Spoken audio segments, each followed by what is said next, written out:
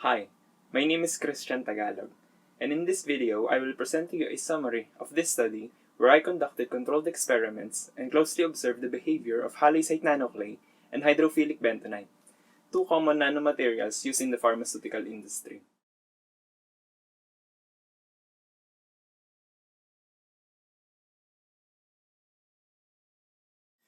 In 1959, the first systematic discussion of nanotechnology entitled "There's Plenty of Room at the Bottom" by Richard Feynman was held.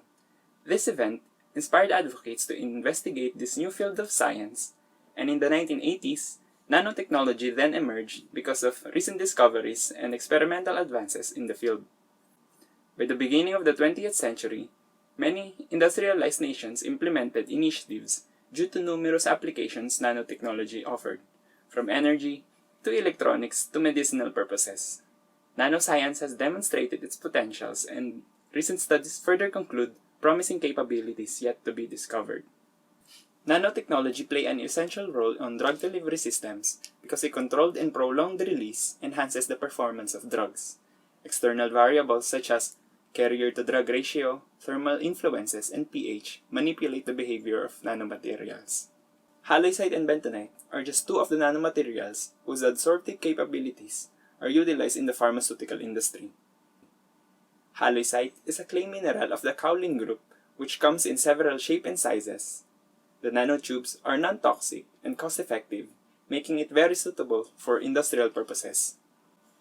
Montmorillonite, a major component of bentonite, is a soft clay mineral which can be formed slowly inside caves.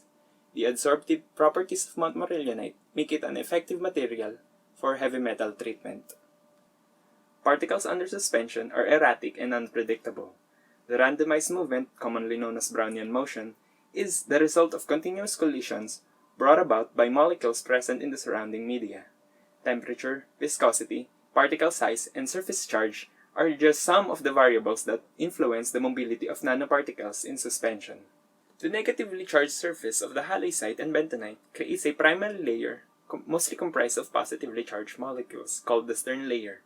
The diffuse layer is a second layer that follows the stern layer and is comprised of both positively and negatively charged particles.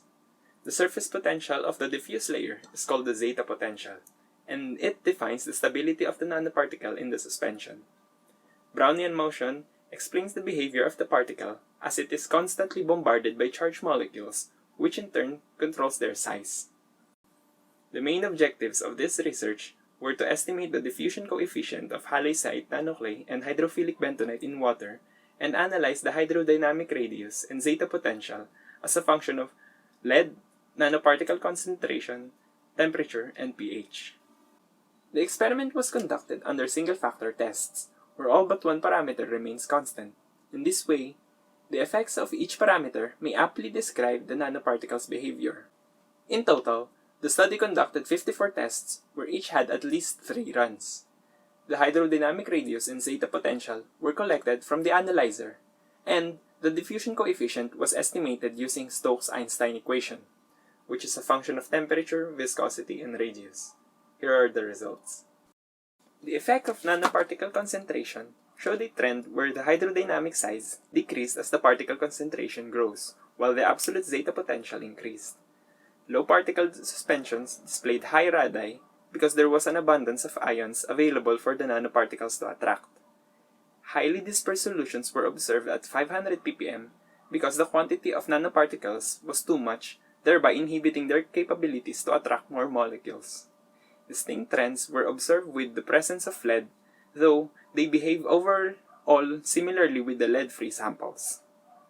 For the 0.1 ppm lead halloysite samples, lead ions were more than enough to trigger a competition with the nanoparticles for anions, yet few enough for the nanoparticles to attract lead themselves. The absolute zeta potential increased with concentration because the quantity of nanoparticles inhibited their movement due to mutual repulsion between particles, which led to fewer collisions and increased stability.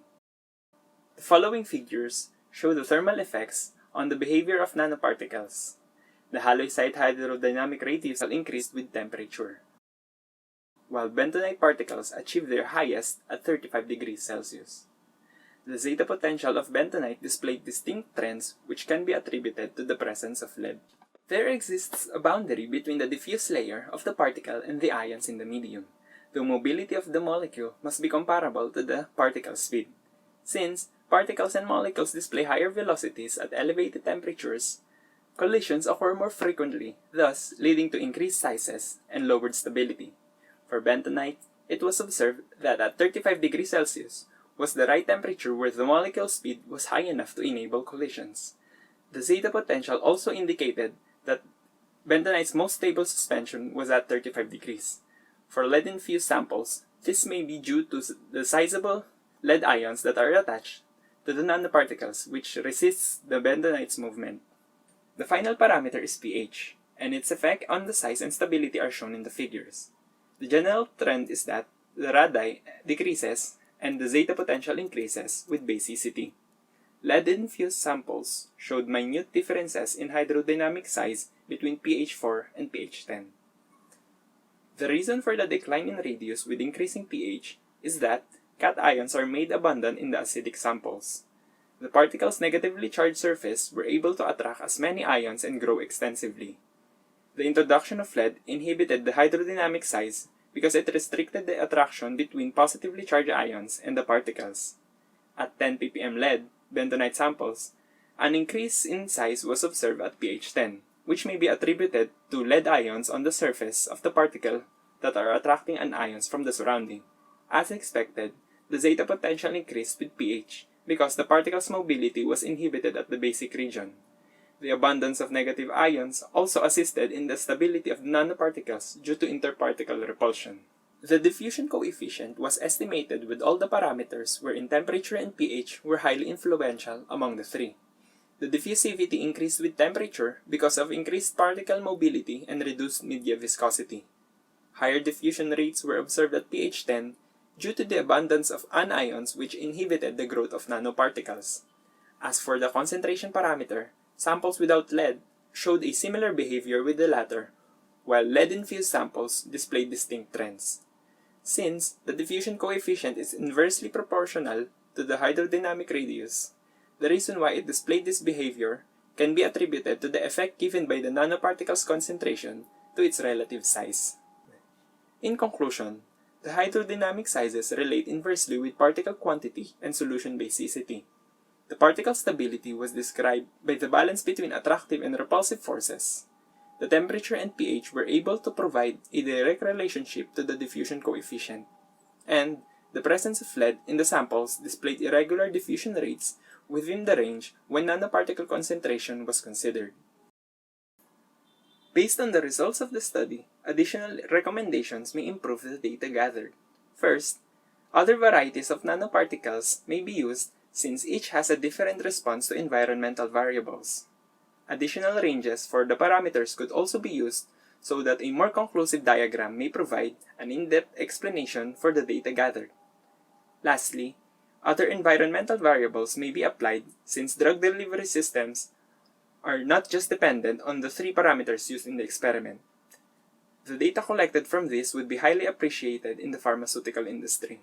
By knowing the properties of nanomaterials, we can improve current technologies and pave way to a new era where nanotechnology is associated with everything.